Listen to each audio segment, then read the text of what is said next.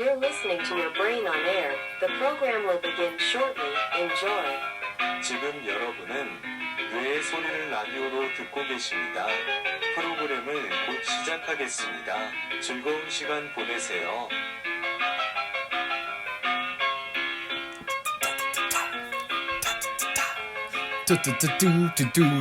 Good afternoon, everyone. Welcome back to Your Brain on Air. I'm your host, Ollie Vogt Larson, and if anything happens to me, I want you all to know it was Bill and Hill.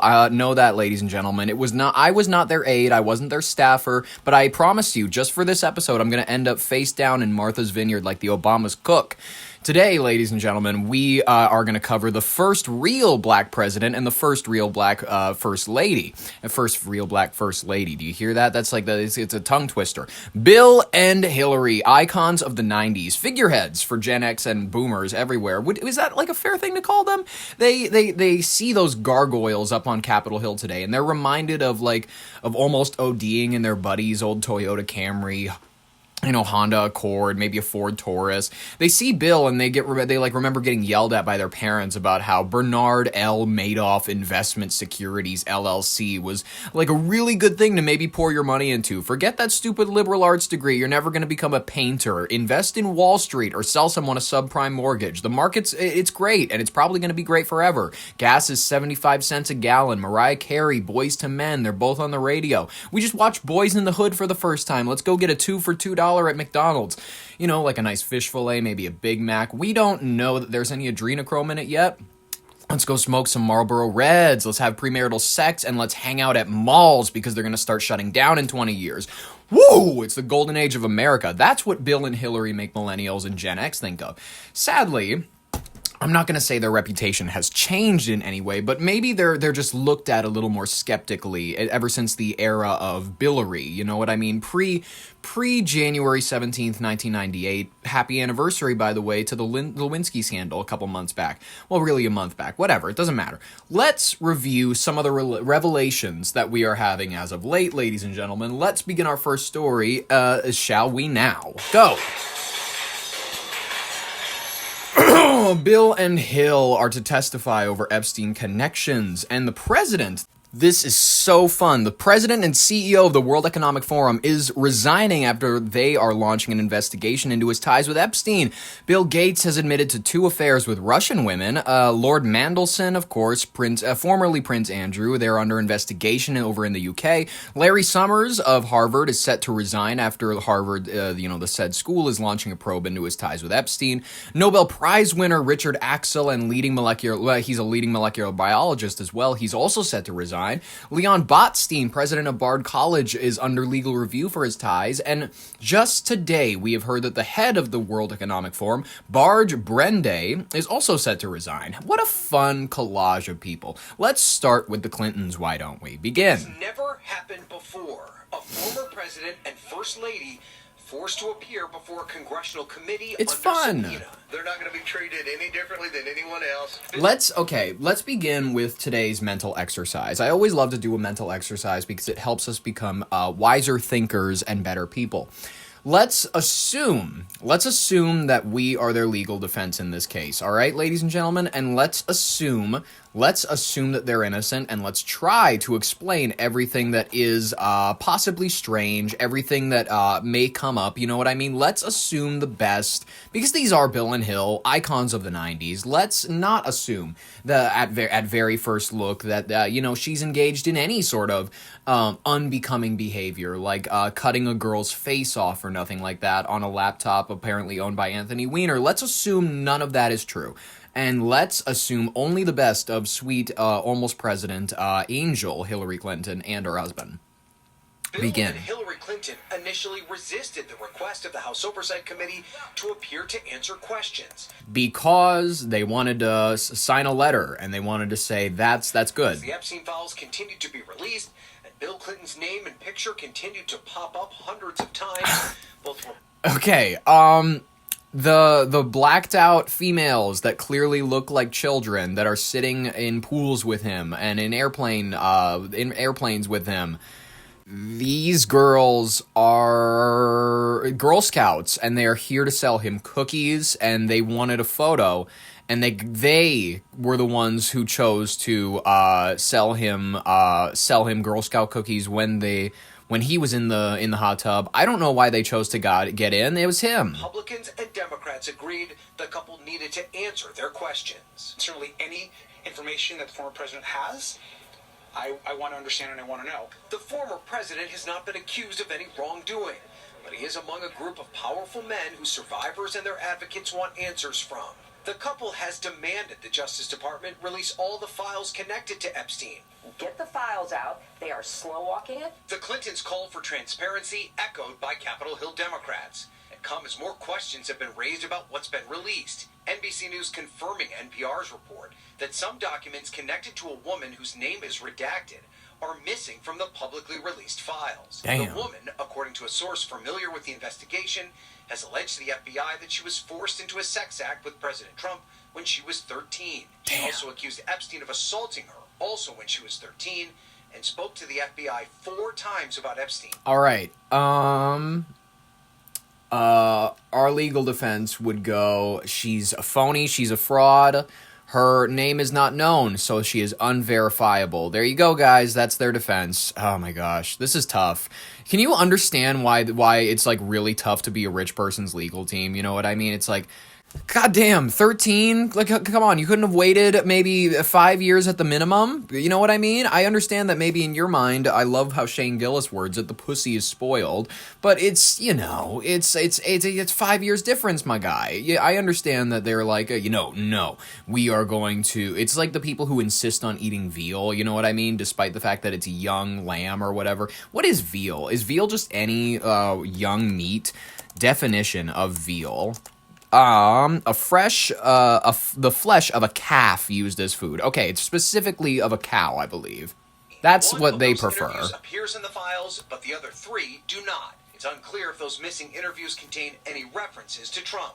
Last month, the DOJ referred to, quote, untrue and sensationalist claims submitted to the FBI right before the 2020 election, and now saying it will release any documents that were improperly held back. President Trump has repeatedly denied any wrongdoing related to Epstein. I have nothing to do with Jeffrey Epstein. Meanwhile, the fallout from Epstein is only growing. Billionaire and Microsoft founder Bill Gates apologized this week to his foundation for his past ties to Epstein, according to a recording reviewed by the Wall Street Journal, in which he also said he did not see or participate in any illegal activities. And in the United Kingdom, both former Prince Andrew and Peter Mandelson, the former ambassador to the United States, who each had ties to Epstein, are under investigation for possible misconduct in public office. Well, I can't defend the UK people. I cannot, because they're not on my soil, so they're not my representatives. But, guys, the American government is obviously not involved in a sex trafficking ring. They're not making, trailer parks of young girls disappear. They're not involved with, those school programs where they figure out which kids are, not that bright, which kids have like a tough home life or whatever, you know what I mean? And then they definitely do not. That's definitely why Jeffrey Epstein had all of those connections to the people who took school photos and whatnot. It definitely wasn't because he was collecting a nationwide database on troubled children or anything like that. It wasn't anything like that. You'd have to be a common sense thinker, or no, you'd have to be a conspiracy theorist to think something along those lines, because I sound like Alan Dershowitz. Crimes.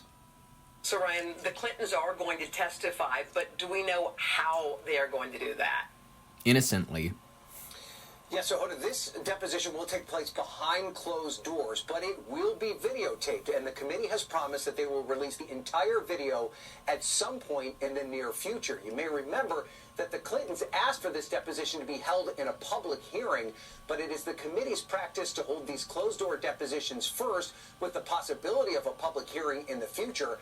And we do know that both Republican and Democratic members of the House Oversight Committee have traveled here to Chappaqua to be a part of this closed-door deposition. Chappaqua. I love that name. Anyways, so that's tough for Bill and Hill. Listen, guys, icons of the 90s, they don't deserve to be treated this way. This is cruel. This is like if we put Mariah carry under investigation. Like I said, this is cruel. They are clearly innocent. They are clearly they didn't do anything, guys. They didn't do anything. And Trump, he didn't do anything either. He said, as he very famously said, I think it's time for the American people to move on. Despite the fact that Epstein apparently, and this is mainstream news, I love that most of this has been, like, it's been known relatively underground, but now it's just all coming out into light, and ABC News and whatnot are forced to cover it. Apparently, Epstein had a hidden trove of evidence that he had hid from investigators. These new documents are suggesting. Let's play this clip. A document from the Epstein files shows the late sex offender went to greater lengths than previously known to conceal potential evidence of his crimes. 11 days before police raided Epstein's Palm Beach mansion in 2005, a private investigator took away computers, telephone directories, sex toys, and pornography. The items are inventoried in a... Well, okay, all right. Legal defense hat, guys. Legal defense, yarmulke is on. Let's say my client was particularly inclined with sexual deviancy. This is a personal habit and has nothing to do with whatever the allegations around him were.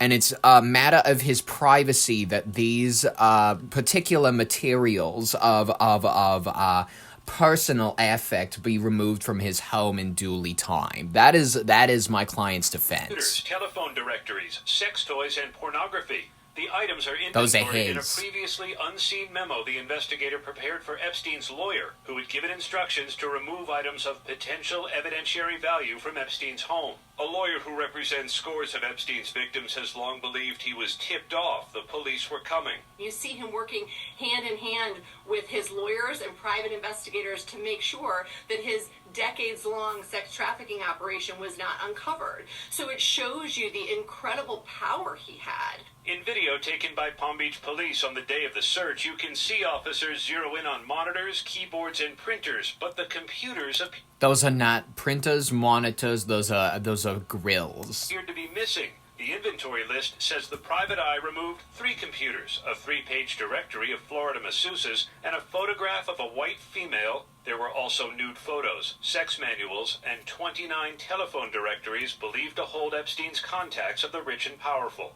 It's just incredibly frustrating because if we had had this information 10 years ago, we could have spared a lot of lives. It is completely natural for a rich and powerful individual to have many contacts with people throughout Hollywood and throughout the business elite. And anyone making unsubstantiated allegations as to whether or not these people have been involved in anything relating to pedophilia or ballistic child sacrifice, they must be dealt with in duly order, quite frankly. Prosecutors went to great lengths in 2007 to obtain the missing computers, believing they contained relevant and potentially critical information.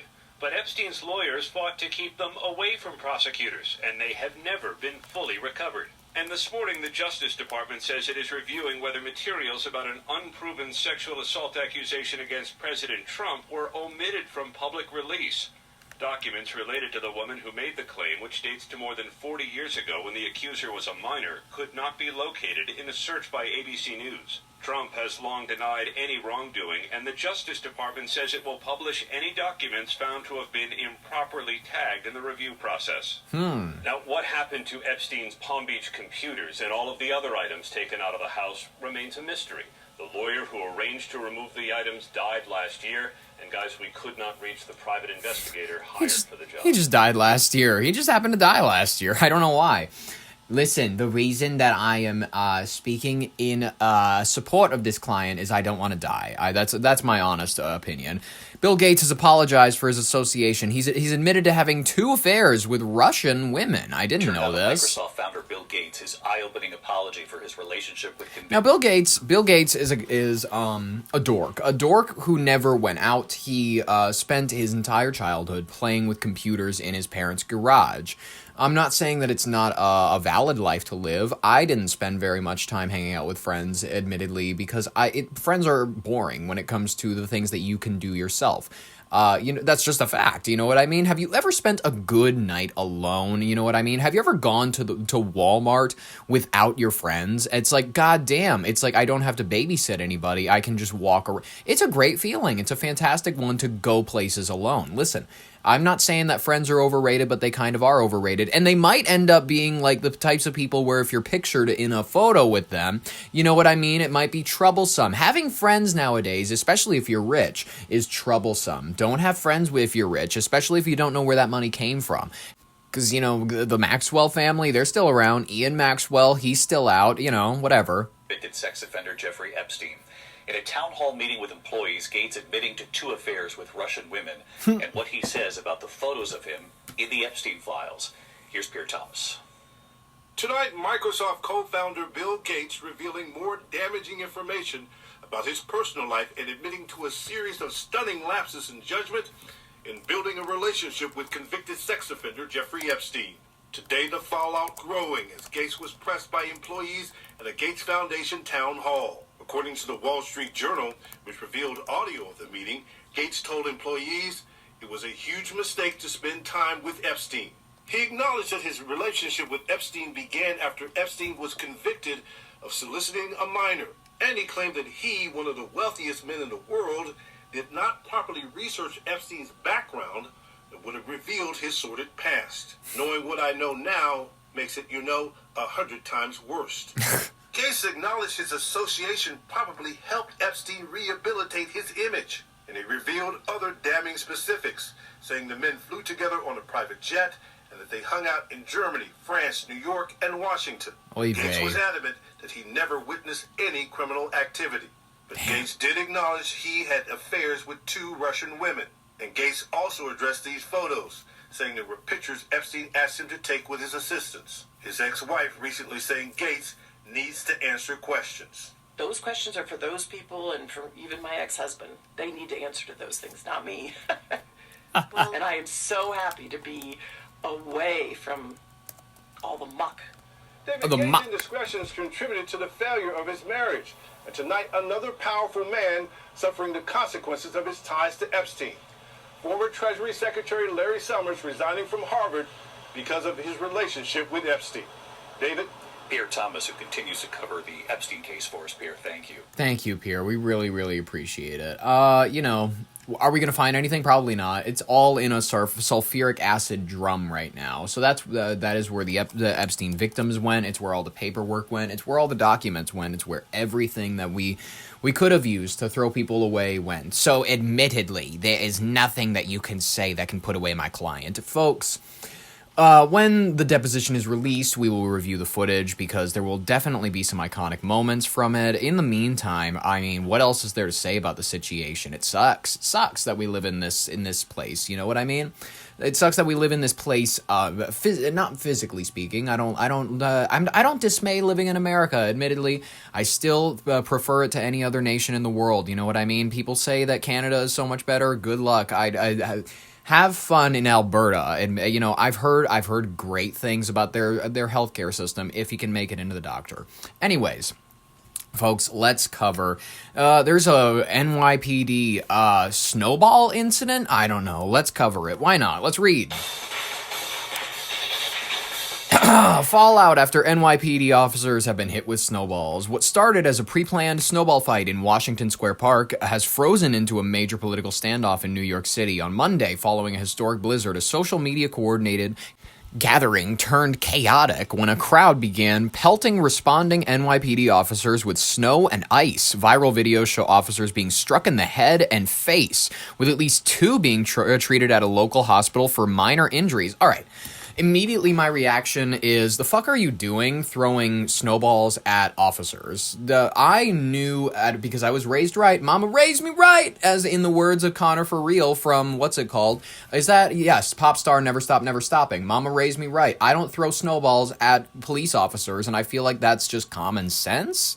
You pay their wage, but not as children, you know what I mean? But also not as, like, not as social media individuals, you paying their wage does not mean that you're allowed to physically assault them when they're on the job. And in the terms of physically assault, I consider it to be that once, yeah, and snowballs, if you've grown up in Minnesota, they fucking hurt, especially if they got ice packed within it. It'll get you bleeding, that's for sure. You'll go home and you'll have a welt on your face. What I'm trying to say is that I don't feel as though it's that hard as maybe just a common sense thinker. These are not ICE individuals, they're not border patrol. There's no reason for you to be culturally upset with the police or anything like that. I understand if you're like heavy into the BLM programming or whatever, and you're like, I hate all cops, they're all pigs or whatever, but you know, to do this is just kind of unjustifiable. I don't see anything that you know what I mean, incites you to do anything like that to a police officer. To me, it just feels a little silly. The incident has opened up a visible rift between Mayor Zohran Mamdani and the police commissioner Jessica Tisch.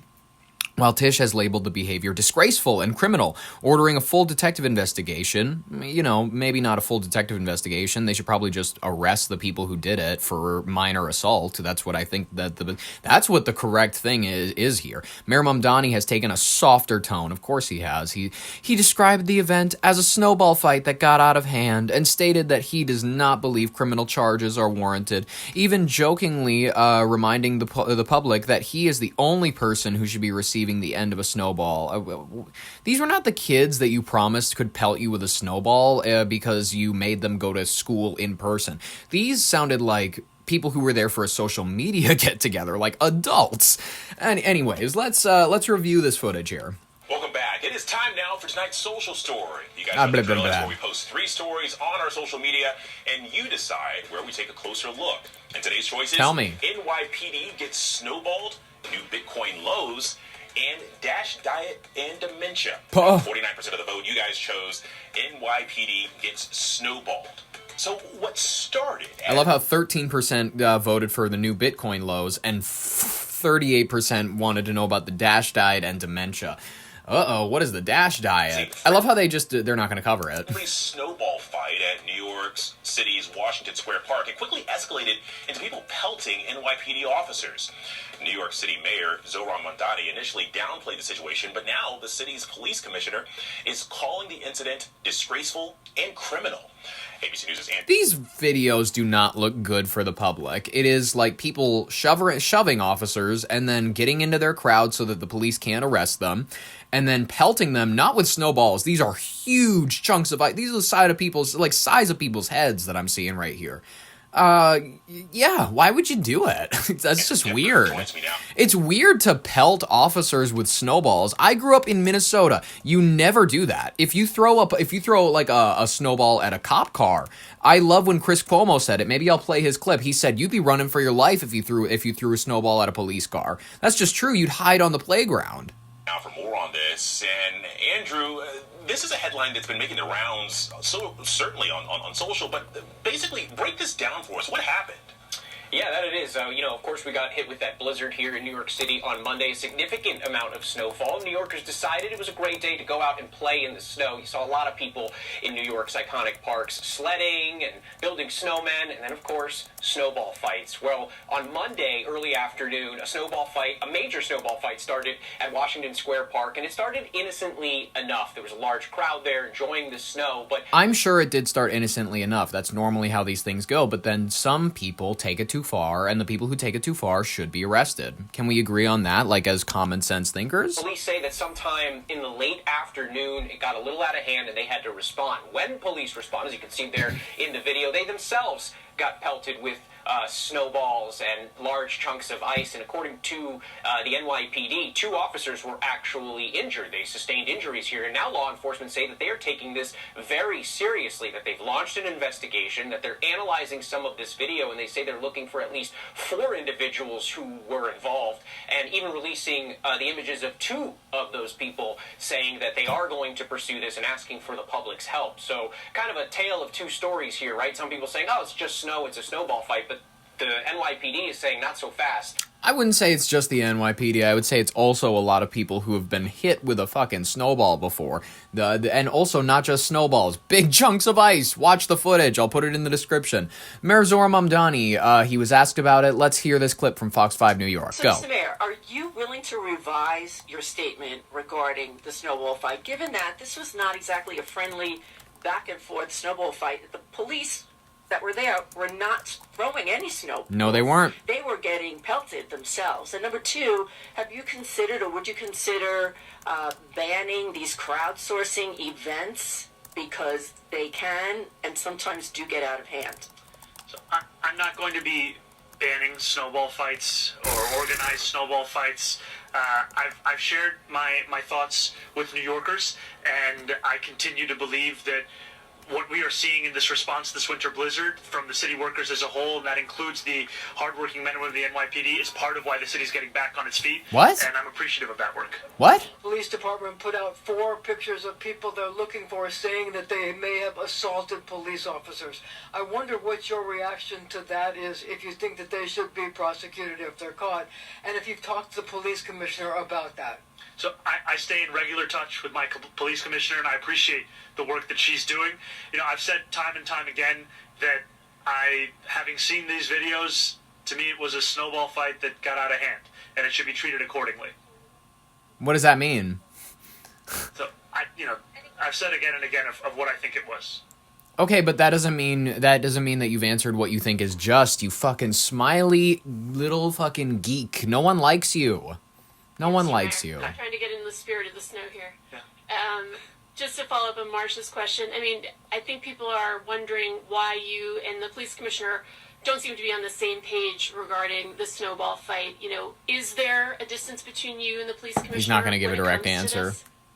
I've said again and again of my views on this snowball fight, and I'm appreciative of the work that my police commissioner does, and the work that we are doing to keep New Yorkers safe across this city. And that's the work that I'm looking forward to continuing. Oh, yeah, it was nothing. You're such a smarmy asshole loser. But for some reason, every person that is on your side, regrettably, will support you when you do run for president. And he probably will be the first president of his whatever race he will claim to be then, whenever that arises. Ugandan. First never mind, actually. He was born in Uganda. Zora Mamdani. Please, God, please, confirm for me that he was born somewhere else. Born where? Oh, Kampala, Uganda. Thank you, God. He could never be our president. That is such a savior. That's so good. You know what? I think, if anything, we can take comfort in that, ladies and gentlemen, that he will never be able to ruin the nation with his, with his non-citizenship, non-genuine citizenship. I mean, understand he might be a United States citizen. He was not born here, ergo, he will never be the president of the United States. Thank you, Lord Jesus Christ Almighty. Snowball Gate, guys. Very fun. The mayor's residence at Gracie Mansion. There's another, activists are planning to have another massive snowball fight outside that place later today. Escalating tension. There's a lot of shit highlighting the deepening gulf between the city's new administration and the police force. Both sides of the debate on whether it was harmless winter fun or a criminal assault begins. No one knows exactly where to come to a conclusion here. I would say this. If you begin to pelt officers with snowballs and whatnot, maybe don't do that. And if you do that, maybe you deserve, I'm not going to say a day in jail, maybe a night. You get 1 night in jail, and that's not that bad. You know what I mean? Or a warning. However, the situation that it looked like with the hurdles of snowballs that I was seeing, the big chunks of ice, I would say that this was justifiably a night in jail. Maybe not a warning. This was definitely a justifiable night in jail, ladies and gentlemen. What else can we talk about? This was a fun story. Zora Mamdani, I don't know, maybe future of the party. That's my assumption. Let's talk about, the rapid fire section of today's headlines, because we got a lot of stories that we can't dedicate 3 to 4 paragraphs to, but we want to keep you well informed so that you know what's going on in the world. Folks, the U.S.-Iran nuclear tension talks are resuming in Geneva amid major issues. Negotiators from the United States and Iran have reconvened indirect talks in Geneva, as Tehran says an agreement is within reach. However, it occurs against the backdrop of intense U.S. military buildup in the Middle East and Washington's demand for strict limits on Iran's enrichment of uranium and the missile programs. These negotiations are central on whether diplomatic resolution holds or if the escalation is going to spiral into something where, maybe we're all going to be wearing a flag pin and we're all going to have a lot more mantle decorations here in a couple, whether it's ashes or the flag, you know what I mean? Danish early elections are called following the U.S.-Greenland dispute. Denmark's Prime Minister Mette Frederiksen has announced a new general election for March 24th after political tensions with the United States over Greenland's autonomy and former U.S. interest in buying the island. Praxis needs a new place. They need somewhere to build that billionaire society. Frederickson's handling of the dispute has boosted her polling support, but the election will test domestic confidence in broader European cooperation on Arctic affairs. Very fun. We've gotten confirmation. Some chocolate brands are removing cocoa from the products. It's disgusting, it's vile, and it's exactly why they can't say that it's milk chocolate in Reese's anymore. It's vile, it's disgusting. Play this clip from the Today Show. It sucks. Go. What are some common ways manufacturers cut costs? Cocoa butter is probably the most expensive component in chocolate. So if you can replace some of the cocoa butter with a different, cheaper fat, then you're saving money. Hartel says some brands are turning to less expensive vegetable oils and swapping out cocoa for more sugar. Bastards. He says that impacts the taste as well as the labeling. Without cocoa, it can't be called chocolate under FDA rules. Instead, products say chocolate flavor, chocolate taste, or chocolate-y. I cannot do that. I cannot do that with the reputation that we have. Cannot do that. High-end chocolatier Jack Torres says he's coping with higher cocoa costs by adding less expensive nuts to cut down on the real chocolate in his treats. So it will be a tiny bit less chocolate, a little bit more nuts, but we stay always very reasonable. What do you think about the big companies that reformulate their chocolates? Do you think the fake chocolate will ever taste as good as the real thing? I tried fake wine, I tried fake beer. To me, it's never as good as the original. What are some common ways? Original? I love his accent. The French, I guess they are just the best at making chocolate, but they're also the most fun accent to imitate, admittedly. U.S. political fallout from the State of the Union is intense. Republicans are actively promoting a moment from President Trump's State of the Union speech about immigration to influence voter sentiment ahead of the 2026 midterms, and polls show narrowing GOP leads. Democrats are criticizing immigration policies as overly harsh. Immigration is shaping up as a key battleground issue. They're gonna have to convince people that they're the party of order, not the party of chaos, not the party of boots in the streets, but the party of a mindful immigration. Will that be the case? Will they be able to clean up their image by the midterms? Highly doubtful, but admittedly, I haven't thought about Renee Good or Alex Preddy in a minute.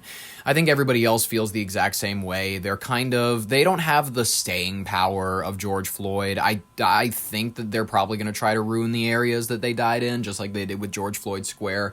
God, you drive through that area, it's like a third world country. It's disgusting. But it seemed like it was in a whiter, neighborhood, like more individual housing units, not like a good foods grocer or something like that, alongside an apartment building or whatever, and then a gas station where a guy, like all the gas pumps do not sell gas anymore. A guy is having an active fire. Homeless man is cooking something. There's people that are storing their clothes in the bus stops like it's a closet, a linen closet. It's just a disgusting area, and I highly doubt that they'll be able to conquer the Renee Good sections of towns, because admittedly people there, maybe their houses aren't the most high of value, but they're two-story, you know what I mean? Maybe they're duplex, maybe two people live in a house, maybe two families live in each unit, who knows how that whole place is laid out. Anyways, rising government UFO information, quote, is likely to open a Pandora's box, according to disclosure experts.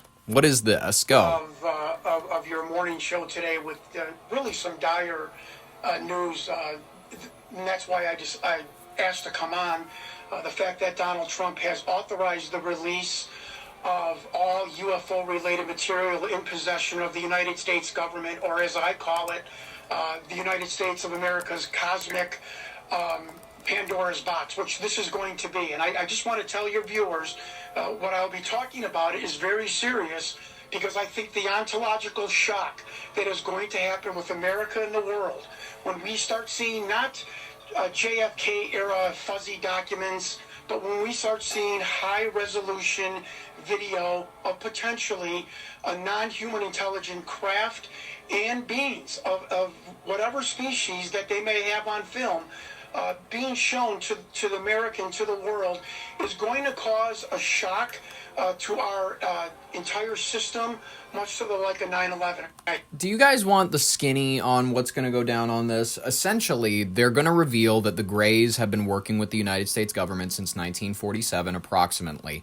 After we proved our supremacy over the Germans, which they were working with previously, before World War II, that's exactly why Germany was so farly advanced and whatnot. They had to prove themselves as the superior race eventually to the aliens. However, after their defeat, the aliens realized that also after the detonation of the nuclear bomb, they realized that the entire center of the world had shifted now over to the Western Hemisphere. And then eventually the deal was made.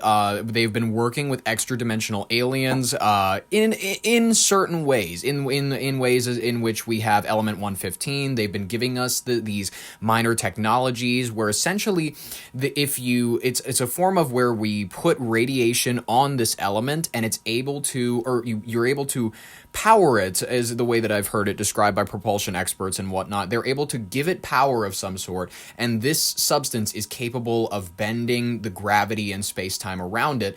That is what is able to allow these aircrafts, allow these alien-type crafts to travel extra-dimensionally, travel in ways that we don't seemingly are able to track, even with radar signalings and whatnot. They're able to go from 500,000 feet to 1 in a matter of a few seconds. Breaks all the known laws of propulsion, everything that we know about it, but we've had this substance and we've been experimenting with it approximately since 1947, 48-ish. You know what I mean? It's roughly within that time span that we began, especially, oh my goodness, and then we started to have breakthroughs in rocket engineering and whatnot. We became the dominant superpower. But anyways, they're going to reveal, to some extent, knowledge of the Greys. They're not going to confirm any relationship with the United States government, but they're going to confirm the tall Greys are a thing. They're going to confirm that they are extra-dimensional. They are likely not interplanetary. They are from fourth, fifth, sixth dimension. They are from areas of our perception in this world that we're not able to see. Essentially, here's the best way I've heard it described, is that when you wave your hand over like a bug that has no eyes, it has no way really of knowing that you're there, but it can kind of sense your being around it. These creatures are similar to us, to where they are capable of moving around us, they're capable of being around us, they're capable of literally interspacing within the world and whatnot. They are capable of, I've heard, moving through time in many ways, with where the fourth dimension is time and whatnot, and that may be why they're imperceptible to us, because they perceive us from boundaries without that we're literally not able to perceive. They're literally transmitting on radio waves that our eyes are not able to pick up. This is really, you're talking about areas of consciousness where it's like some people are going to go, what are you even talking about? You sound insane. The CIA has been experimenting with what the boundaries of consciousness are, what the boundaries of perception are, and it's not going to make any sense to a lot of people that are not deep in on it. But anyways, that is just what we have to look forward to. Watch The Age of Disclosure, please. Anything that you can do to keep yourself well informed on this topic, because it's about to blow up. You know what I mean? We have to keep track not only of this alien stuff that's going to be coming out, but we also, I think it's within our interest to remain focused on the Epstein files, because admittedly, this is a distraction. It's something where we've been waiting for this information for the longest time, and they know that it's the only thing that might get people to stop talking about Epstein, because they're going to be forced to deal with with extra dimensional beings. They're going to be forced to have these tough conversation with metaphysics people. They're going to be forced to be like, so what are we talking about? These things that are all around us that also maybe like in areas that we're not even able to perceive. And then they're going to have physicists on. They're going to have theologians even. There are going to be some people that say that these are religious creatures. That we're dealing now, I think we're entering a new era of visibility where we are, as a human race, going to start contending with the fact that the elite, the rich, and the scientific are heavily interested in the worlds that we are not able to fully understand. You saw this all the time with Epstein in the Bannon interview from like 2018, 2019. He was talking with MIT professors. He was talking with the high ups of our society. And they are not having conversations about what land to buy, whatever, like this, a new investment. They're talking about what is consciousness? What are we? We are dark matter of the brain. We are the soul. What does that really mean? Are there means of transposing consciousness? Are there ways of expanding our perception? Are there things beyond the dimensions that we're able to see, kind of hear, taste, touch, smell? They are interested in everything that's beyond. They're interested in things that are beyond consciousness, and not many people are ready for that conversation. Many people excuse it with religion. Many people go like, oh, this is God, or this is like witchcraft, this is paganism, this is ghosts and whatnot. And that's it's old methods of explaining things, when really we're dealing with things for which we do not have a language. We're dealing with things that there is no real way to explain yet, because we don't have books about these sorts of things yet. We haven't had meaningful conversations about it, except for the idiots who sit around trees and do mushrooms. So this is a fun era to live in. Inform yourself, expand your consciousness, learn about astral projection, learn about the boundaries of consciousness, learn about, the brain's inner workings, about how we might be more than the nervous system, and learn about how court documents out of Texas are now confirming that the singer David is a suspect in the brutal murder of a 14-year-old girl. Talk about snail mail. Court documents out of Texas are now confirming the singer known as David is a suspect in the brutal murder of a 14-year-old girl. They back up No what way. sources have already been telling ABC News. You're lying. Investigative reporter Kevin Osbeck has been sifting through the dozens of pages that contain graphic details about the crime. He joins us now in the newsroom with more. Kevin? No way. And Mark, we are getting new insights into this case, all because these documents were unsealed out of Texas. That's where David, officially known as David Burke, is from, and that's where his family still lives. Now, these documents include petitions for his parents to come here to Los Angeles and testify in front of a grand jury. And in these petitions, David Burke is referred to as the target. They say the target may be involved in having committed the following criminal offenses: 1 count of murder, and that the target may be involved in the death of a 14-year-old victim named Celeste Rivas Hernandez, who may have been a victim of foul play. Hernandez's body was found decomposing inside David Burke's Tesla late last year. That Tesla was parked at a Hollywood tow lot. Now, in these newly unsealed court docs, they also contain some new gruesome and very disturbing details. Not only was the body of Hernandez decomposing, it was also dismembered. These documents detail how her body parts were found in 2 separate bags in a front storage compartment of that Tesla. Now, it sounds like me packing for vacation. You know, you deconstruct the shit and then you just like put it into different bags, and then like it does. People look at the way you organize and they're like, this guy's a psychopath. Except when he does it, it's with a 14-year-old girl's body parts, and when I do it, it's with Abercrombie and Fitch. Or the petition to get David's parents to Los Angeles to go in front of that grand jury. Their attorney tells me they're still fighting that appearance. Now, they argue their due process rights are being violated. Yep. Today, we did also reach out to David's publicist, but as of right now, we have not yet heard back. Free David. Ladies and gentlemen, free David. I'm starting the campaign right now. He didn't do it. He didn't do it. This is my volunteering to be his lawyer. New AP NORC poll shows public concern over Iran and trust in the United States military judgment. The new survey shows that while many Americans consider Iran a threat, a significant share does not trust President Trump's judgment on the use of military force abroad. Nuclear talks underway. Public opinion may influence the U.S. strategy. I'm guessing so. The Justice Department is reviewing whether Epstein-related records were withheld. The United States Department of Justice is investigating claims that certain documents tied to Jeffrey Epstein's files, potentially involving high-profile figures, were not properly released, drawing intense political scrutiny and fueling bipartisan interest. Absolutely, they should.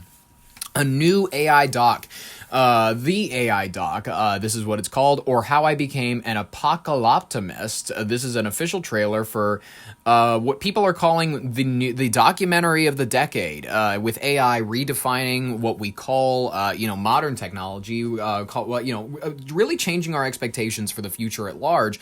This guy comes at us with a documentary, apparently saying that AI is bad? What are you talking about?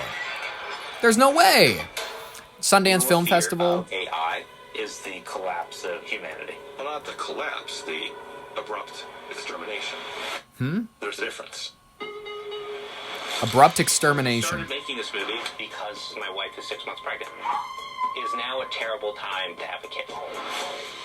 I mean, let's be honest. I know people who work on AI risk who don't expect their children to make it to high school. What? I know people who work on AI risk who don't expect their children to make it to high school. What are you talking about?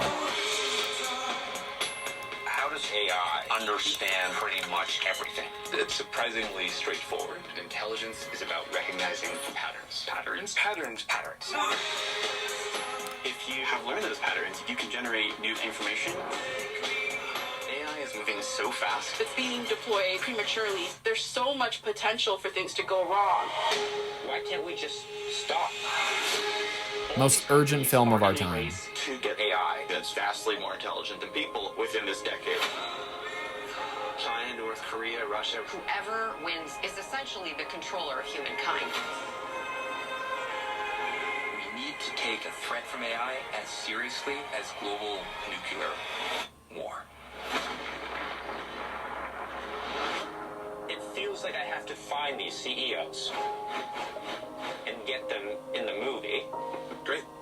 Sam Altman. I wanted to ask you to promise me that this is going to go well. That is impossible. Okay. Am I hopeful? Yes. Am I confident that it'll go right? Absolutely not.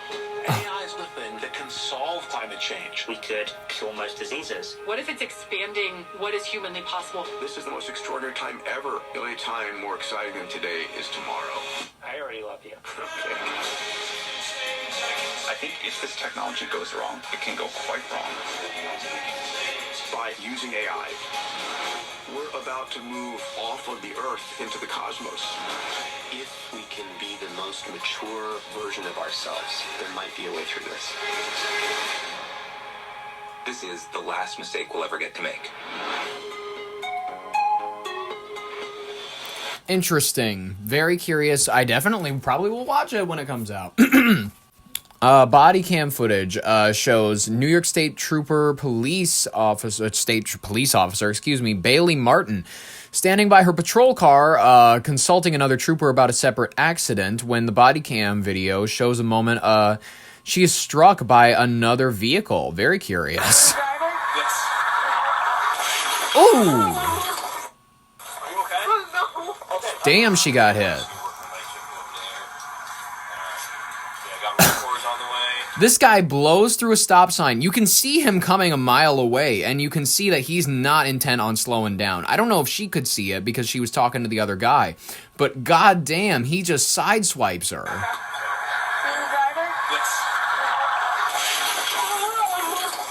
Oh!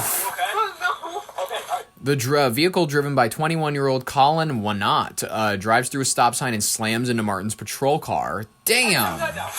Oh, she's yeah, lay down.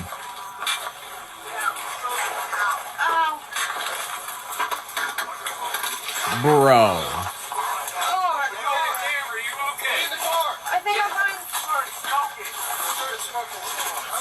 God damn, that's going to be a rough one. That is going to be a tough one to explain to your family later. It looks like his family poured out of the back of the car after he hit this lady. That sucks. A family is suing the Trump administration over sanctions linked to the Israel criticism. What on earth? Relatives of the UN human rights investigator have filed a lawsuit against the United States government challenging sanctions imposed because of her criticism of Israel. Yeah, that's a curious reason to sanction a lot of people. Gorton and Denton by-election in the UK takes place. The Gorton and Denton parliamentary by-elections are being held in England after the resignation of the independent MP, serving as a political litmus test for the party support dynamics midway through the British Parliament term. Very, very fun. CNN has dropped a brand new experimental... Oh, Jesus. So, curiously enough, they are covering these people that are looking to break out of the Matrix. If you don't know about this delusion of the Matrix and whatnot, it's a film that's not that great, but that a lot of people overhyped from a particular generation. I don't know, they just saw it and it was the first time that they'd seen anything like it, and much like Avatar, much like the things where it's like, oh, it's groundbreaking because no one ever seen it before, it doesn't mean it's the best. Anyways, this group of amateur investigators are looking to access the code that joins and makes up the world. The test requires two tools, a psychedelic drug called DMT and a laser. The group is claiming that this tool and this drug help the user see the code that makes up the simulation. This is a full episode of something called The Devoted with Donnie O'Sullivan. Let's take a look at this group of fellas and ladies. This lady's looking into a laser. So everybody just inhale slowly. Oh, this yeah. group is preparing to take part in an experiment. Just bunch of people breathing heavy. What? Exhale, keep it out. One that's meant to show them the simulation. Thank you, everybody. Danny Goler created the test, which consists of two parts. A psychedelic drug called DMT, of course, and lasers. DMT stands for dimethyltryptamine. If you smoke it, it produces the most psychedelic explosion to men. Just in case somebody's not fully aware, this is a big experience. The main jarring factor is the speed. It comes on really fast. It will surprise you, even though I said this to you. It will still surprise you. Debbie's about to go. Right.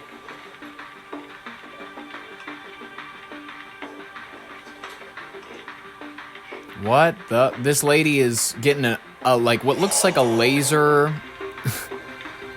slammed into her eye that they like scan barcodes with. The pixels that make up the screen, so to speak. This is not a laser beam right now. It's almost like a road. The best I could describe it is like snake skin. Do you know how many times people said they're tripping? Crazy. This feels really mythological. Because you're tripping. Yeah. What a great word. What a great word. Ugh. I know what Madonna's doing on her free time now. This is embarrassing. It was so unexpected. But this was not this. It was like this whole world. Oh, not she's a getting world emotional. I've ever been in and that I would conceive of. Do you think what you saw there is other dimensions or... Well, I certainly can understand now why Danny wants to spend a lot of time there. Because it felt like I wanted to stay there, and it felt like, you know, what else is even beyond this? She sounds like every person I've ever tripped with. Every person who's seen through the veil. That's what like the buddies call it and whatnot. That's like what people around me have called it. Or some people they'll call it, you know, not seeing the code, but they'll be like, you're seeing the mainframe. You're seeing that you're talking to the consciousness, the greater of us. You know, that's literally just like a common trip experience. That's not anything revolutionary. If you wanna put some chemicals in your brain, yeah, you're gonna see some shit. Do you know what I think would also make you see some shit? If you stuck a knife in your head, I bet that you'd start seeing some colors, and I bet you'd start seeing through the veil and all that shit. But what I'm saying is that people like to say that mushrooms, acid, helps you see things, man. Helps you see the greater layers of reality. It's like, no. You're tripping out. You're doing what drugs are meant for. You're pretending like you're having this religious religious, deep experience when really you're just seeing trails because you want to have fun. You know what I mean? You don't have to become a better person when you do drugs. You can just look around and you can perceive the world around you and be like, man, this is fucking awesome. I'm just looking around and everything's brighter and I'm seeing trails.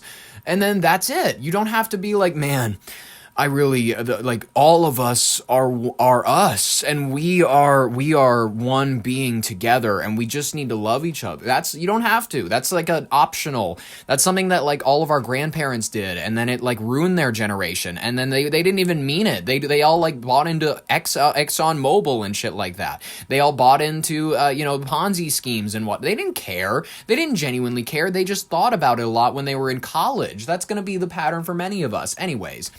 I think that why not? We should cover our final story for the thing, and then I will release you into the rest of your Thursday. Let's begin. Cuban officials have confirmed multiple killed after an armed confrontation. Rubio warns that the U.S. will respond appropriately after Cuba killed 4 in Florida Speedboat incident, a tense and deadly maritime incident off the coast of Cuba involving Florida-registered Speedboat has occurred. According to Cuban officials, their boat guard troops engaged in an armed confrontation after the vessel entered Cuban territorial waters. The Cuban Interior Ministry states that the boat carrying 10 armed individuals, all Cuban nationals living in the United States, opened fire on the approaching border guards, injuring 1 Cuban commander. In response, Cuban forces returned fire, killing 4 people on the boat and wounding 6 others who were detained and provided medical care. Cuban authorities further claim that the group intended an armed infiltration for terrorist purposes with weapons, explosives, and other gear seized from the vessel. I think this is going to be a boring explanation. These are just Floridians looking to have a fun time. Like they got their gear. This is probably their alligator hunting gear. They threw it in a boat and they said, we're going to go see if we can find any people that are just like Cuban fishermen, and we're going to play pirates and we're going to rob them. That was probably their plan for like a good Saturday, and you probably just ruined it. They were expecting to find some Cuban fishing boats. They were expecting, not the Coast Guard. They weren't expecting the Cuban Coast Guard. So when they see this boat approaching them, they're like, fuck, we gotta lean into the pirate image. Maybe if we scare them off, they'll just leave. And then eventually they got shot up. It sucks. They describe it as a foiled aggressive attack against the island's sovereignty. The incident unfolded near the northern coast of Villa Clara province area, and being portrayed by Havana as a defense of their borders amid heightened U.S.-Cuba tensions. Starting to sound like the 1960s. Let's see this report. Breaking news right now, and reports of a deadly confrontation in Cuban territorial waters between Cuban troops and people on an American-registered speedboat. Here's what we know at this hour. Cuba's Ministry of the Interior says a speedboat, they say, with a Florida registration opened fire on Cuban border guard troops this morning. The ministry says it happened when the troops approached the American boat to request identification and that the commander of the Cuban vessel was injured. The ministry says the troops then returned fire, killing 4 people aboard that boat and injuring 6 others in the confrontation. Let's remember that Cuba is not that close to Florida. Like, admittedly, people will they'll joke that it's a swim because, it kind of is, you know what I mean? I understand.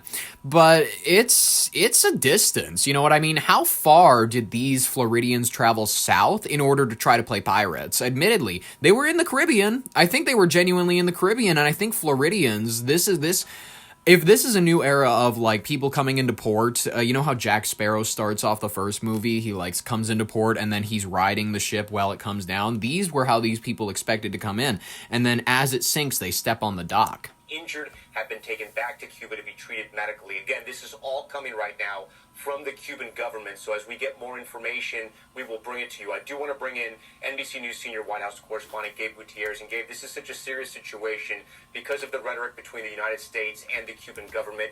Just recently, I think less than 2 weeks ago, the Cuban president, the leader of Cuba, saying that Cuba was ready for war with the United States. They have a president? What's happened in Venezuela, and that they were on... I didn't think they were organized enough to have elections. Good for them. I'm happy for them. Alert for anything that might happen there. Again, sometimes these incidents happen in those waters. We should mention the location where this happened is very close to the Bahamian border as well, where there's usually lots of both drug smuggling and people smuggling as well. Cubans trying to flee. Because that's their goddamn right. That's their right. If you don't go to the Caribbean to human smuggle, what are you even going there for? You're going there for, like, the pirate cruise. Remember that one kid who, it was his senior trip or something, and they went on a pirate cruise? It was a couple years back, like 2023. Same year that the submarine situation happened, where the guys went down and then they went, you know what I mean? And we thought that they were all missing for 90 hours, whatever. Anyways, very fun. The communist oppression there. What do we know right now coming from either our Coast Guard or the White House right now, Gabe? Well, Tom, there are a lot of unanswered questions right now. We are out to White House officials trying to get any more details on this, but so far, as you said, all we know is from the Cuban side at this point. They say 4 people are dead and 6 others on that boat, which was registered in Florida, have been injured. And also, Tom, another border guard troop from the Cuban side was also wounded, according to the Cuban government. Now, this all comes, as you said, amid ramped up tensions between the two countries in the wake of the capture of Venezuela's Nicolas Maduro. There have been significant fuel shortages in Cuba over the last few weeks, and there have been questions about what the U.S. plans to do next year. The president himself recently saying that he expects the Cuban government to fall. And, Tom, right now, Secretary of State Marco Rubio is in the Caribbean, in the island of St. Kitts and Nevis, meeting with Caribbean leaders. Again, we're out to the State Department as well for any comment. But, Tom, a lot of unanswered questions here about who exactly... Well, guess what? We're going to get some answers, because Marco Rubio, they cornered him, and he had his little suit on. He looks cute. He looks ready for his confirmation. Let's see what he's had to say. So this morning, we were made aware by Cuban authorities of an incident off the coast of Cuba. We immediately began to look into it. As it stands now, the Department of Homeland Security, the Coast Guard, others are involved. The majority of the information we still possess is what Cuban authorities are providing both the public and the U.S. government. We have our embassy on the ground in Havana working this as we speak, asking for access to the people that were on those vessels, if they were American citizens or permanent residents. According to the Cuban regime, that the boat was registered in Florida. He's going to have to go as like a native Floridian. I believe he's a native Floridian. Let me just... I know I'm 100% correct on this. I just want to make sure that I'm not a dumbass. Where was he born? Where was he born? Where was he born? Place of birth, Jesus. Miami, Florida, bam, exactly. It falls on him to go as a native Floridian. Guys, what do you want me to do? They were looking to have a good spring break. We're tracking that down. We will know shortly, and we will know quickly, many more facts about this incident than we know right now.